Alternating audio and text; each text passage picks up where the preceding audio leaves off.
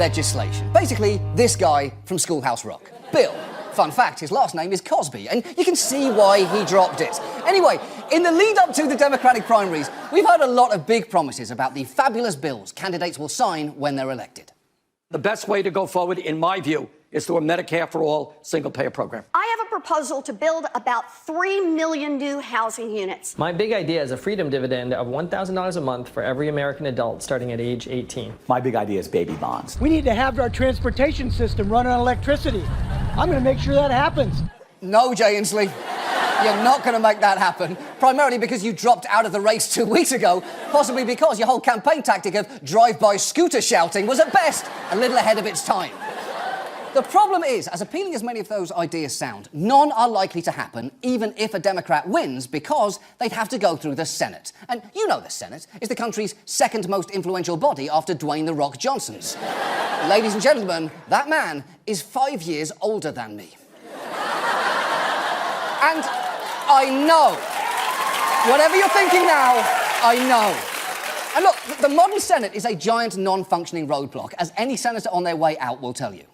The Senate, as an institution, is in crisis. The people's business is not getting done. We're getting nothing done, my friends. We're getting nothing done. The United States Senate is no longer the world's greatest deliberative body.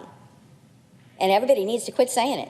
Exactly. Senators regularly do the thing that most people can only dream of, leave their jobs while telling off everyone they worked with. This is no longer the town's greatest jumper juice, and everyone needs to quit saying it. You're making bad juice, my friends. You're making bad juice. The truth is, the Senate doesn't pass many major laws these days. You could argue the last major social program passed into law was Obamacare a decade ago.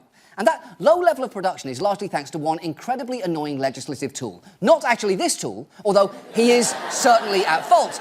I'm referring to the filibuster. So that is what we're actually going to look at tonight. Or if you're watching this on YouTube, this morning. Or if you reach for the remote the moment I said the word filibuster, goodbye, and I completely understand. A filibuster is any tactic aimed at blocking a measure by preventing it from coming to a vote. Fun side note, the word filibuster is derived from the Dutch word for freebooter, which basically means pirate. And I didn't even know there were Dutch pirates, but I'd absolutely watch a movie about them. Avast me metjes, batten down your hatches. And remember, dead men tell no tales. If you are at all aware of the filibuster, you probably know it as that thing where a senator stands and talks endlessly. It's often been presented in TV and movies as a heroic act, like when Jimmy Stewart talked himself to exhaustion in Mr. Smith Goes to Washington. I'm gonna stay right here and fight for this lost cause, even if this room gets filled with lies like these. And the Taylors and all their armies come marching into this place. Somebody will listen to me.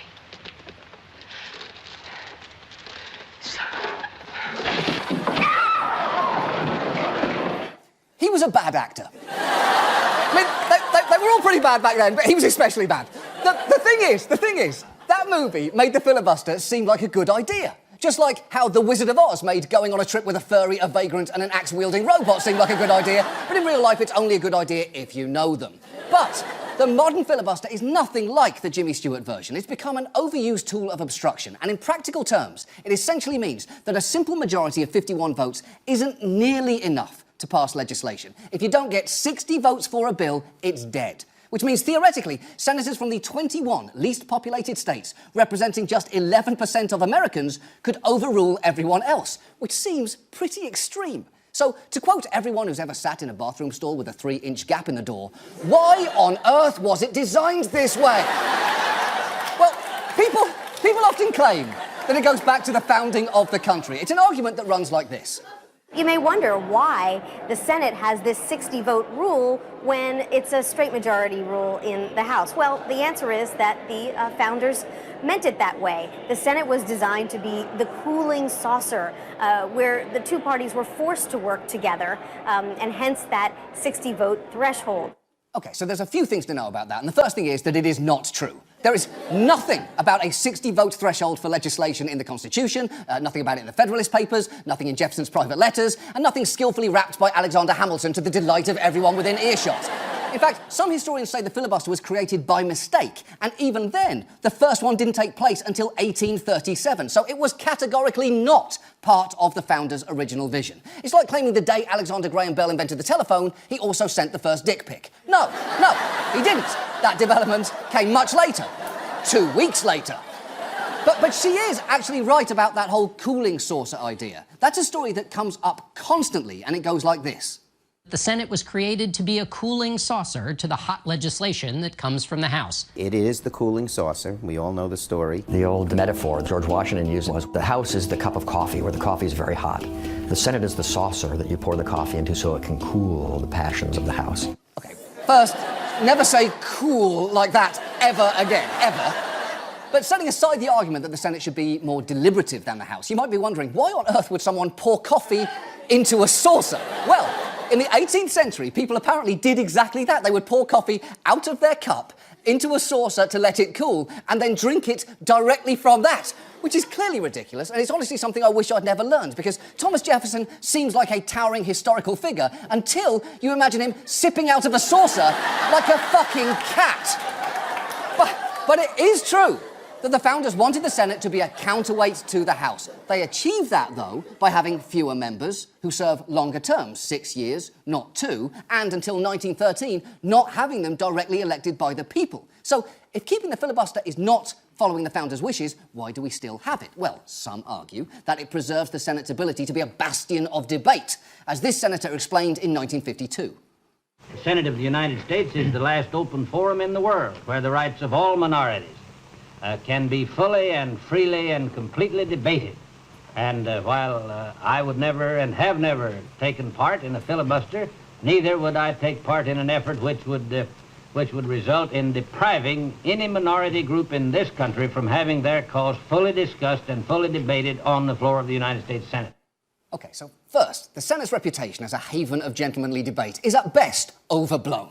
In the 1800s, senators pulled pistols on each other, and at one point, a congressman used a metal-topped cane to beat Senator Charles Sumner nearly to death. So, feeling nostalgic for the golden age of the Senate is like feeling nostalgic for 90s indie films, then actually watching Chasing Amy. Because set aside the notion that any lesbian can be magically turned straight if the right guy comes along, what's extra offensive in hindsight is the idea that that guy would be Ben Affleck. But that guy also touched on another major argument for the filibuster there, that it protects minority rights. Although it is worth noting that the minority whose rights have historically been protected by the filibuster are the political minority who've often used it to restrict the rights of racial minorities. The Senate's own website calls the filibuster particularly useful to Southern senators who sought to block civil rights legislation, and it was used most notably by Senator Strom Thurmond. Just watch him announce his plans to try and kill the Civil Rights Act of 1964 by subjecting it to endless debate. It will be the aim of our small band of Southern senators to make certain that every facet of this legislation is discussed, considered, and expanded at great length, even indefinitely, if necessary. Exactly. He just gave the game away there. He wanted to debate it indefinitely. His goal wasn't to consider every aspect of the bill. His goal was to kill it. He's like a 5-year-old saying, I shall pull the legs off this bug so that every facet of it may be discussed and considered at great length. No, that little psycho just wants to watch a bug die. And Thurmond knew just how obstructive a filibuster could be. In 1957, he stalled another civil rights bill by speaking for a still record 24 hours and 18 minutes straight, while, according to some accounts, he had his aide wait in the cloakroom with a pail so he could relieve himself while still keeping a foot on the Senate floor. And it's almost impressive to take a morally disgusting act and somehow make it physically disgusting too. It's like if Hitler had delivered all his speeches while publicly clipping his toenails. Now, modern filibusters actually no longer contain the David Blaine-esque feat of endurance element, and that is because in the 70s, in the interests of efficiency, senators agreed to no longer require talking filibusters, you know, in the style of Mr. Smith goes to Washington or Mr. Thurmond goes to the bathroom in a bucket. Instead, now, if you just signal your intent to filibuster and have 41 votes on your side, a bill is doomed. Which is not to say that senators don't still sometimes choose to stand and talk for hours. It's just that when they do, it's often a publicity stunt or a protest, like when Chris Murphy spoke for 15 hours to draw attention to gun control, or Rand Paul filibustered Obama's nominee for CIA director for 13 hours, pausing only to eat fun-sized candy with spectacular incompetence. Which had previously brought a challenge in federal court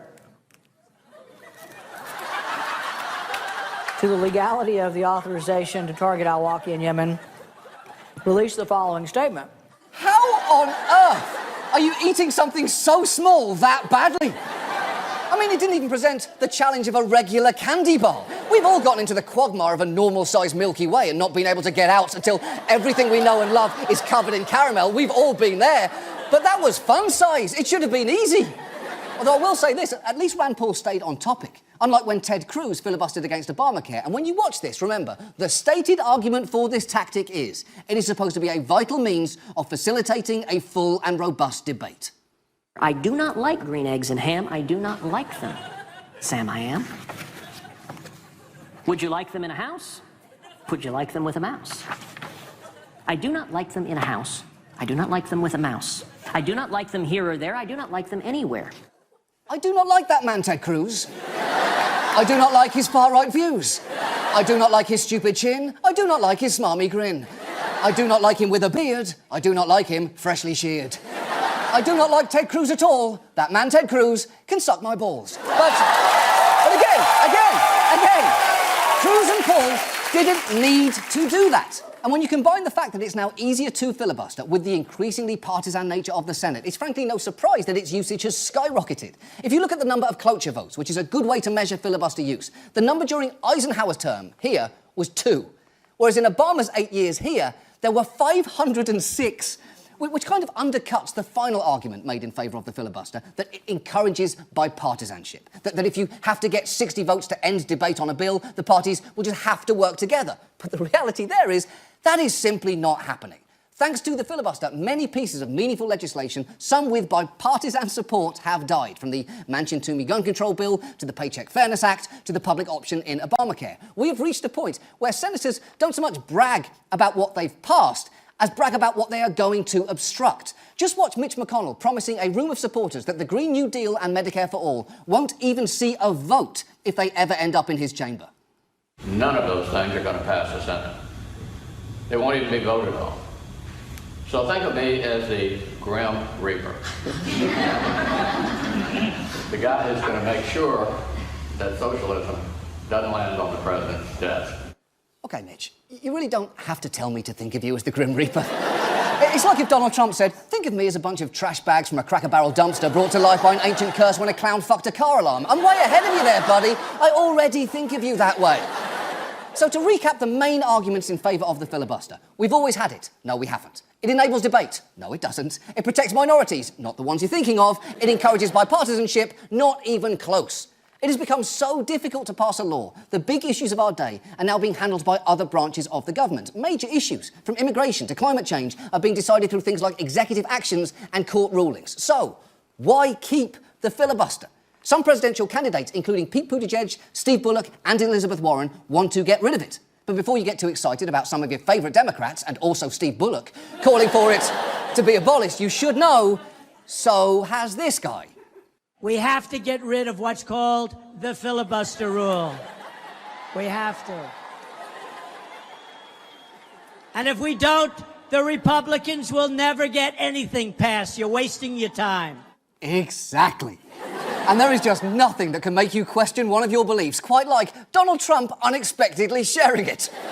Although I will point out, there are endless opinions that a person can have. Inevitably, a few of them will overlap with Donald Trump's. For example, he and I both enjoy a good hamburger. We do. We both think James Comey is a big pasty goober. It's true. And neither of us are willing to Google Tiffany Trump's birthday. We're not completely different, he and I. But the fact that Donald Trump is in favour of ending the filibuster is a good reminder of the serious risk here. The side you agree with won't always be in power. Abolishing the filibuster would make it easier for everyone to do things, including people you might not agree with. And there have been hard lessons in this regard recently. It used to be possible to filibuster judicial nominations. That was rolled back, even for the Supreme Court. And one consequence was last year's 50-48 confirmation of Justice Sourpuss J. Boofs-a-lot. So look, this is undeniably a gamble, and you may well feel that it's just too risky. But personally, I have come around to thinking that it is a risk worth taking. The Senate is supposed to address America's problems, and the filibuster is making it basically impossible for them to do that. And some have suggested merely reforming it, maybe going back to forcing senators to pay a physical price and stand and talk for hours again. But as we have seen, some senators are more than happy to do that, even if they don't have to. And do you really want to hear more of Ted Cruz creepily reading you bedtime stories? Or watch Rand Paul battle fun-sized candy to a drawer? No, you don't. So that is why I'm arguing, despite the risk, that we should get rid of the filibuster. And frankly, what better way for me to do that than with the exact kind of big, stupid speech that I hate. So please, come with me as I filibuster the filibuster. And to be clear, I'm not going to talk for 15 hours. One, it's completely unnecessary, and two, it sounds hard, and we only have a minute left of this show. So I'll just do the only part of a filibuster that anyone remembers anyway. Here's the beginning part where I'm lucid and on topic, and I say, the filibuster has made the Senate completely unable to perform its duties, and something has to be done, my friends. Something has to be done. Now let's jump to the fun part where I somehow fail at eating junk food, which is why I bought this big plastic candy cane full of M&Ms. How is this so difficult? Don't help me! Don't help me! I can do this on my own! It's harder than it looks! And now, let's cut straight to the part where I'm making important points while also urinating into a bucket. So, that's better. The point here is, my friends, the more you learn about the filibuster, the more it appears to be a historical mistake that's not serving us well today. Hold on. Don't look at me. Nobody look at me. There she goes. And while it is good, yes, to give the minority party a voice in the Senate, it should not come at the cost of getting anything done. And now, let's jump forward 15 hours to my final exhausted point, because what I'm essentially saying here is requiring bills to have 60 votes is like pouring coffee out of a perfectly good cup into a saucer and then lapping it up like a cat. Sure, people used to think it was a good idea, yes. But at some point, someone needs to ask, does this make sense? Or is it actually incredibly fucking stupid? That is our show. Thank you so much for watching. See you next week. This is the part where my voice gives out and I collapse.